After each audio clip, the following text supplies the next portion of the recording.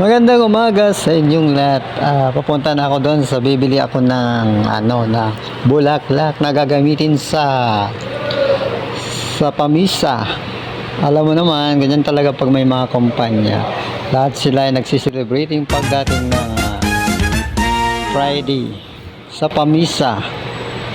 Yan. Ito nga ako nga, naglalakad ako patungo doon sa anong lugar, ang lugar kasi na yun ay yung lugar na Guevara Street sa may Sierra Madre.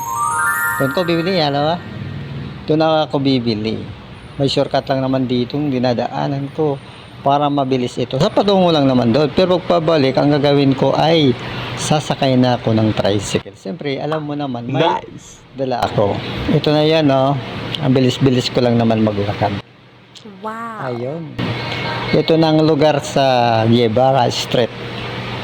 Yan. Malapit lang naman to sa may sa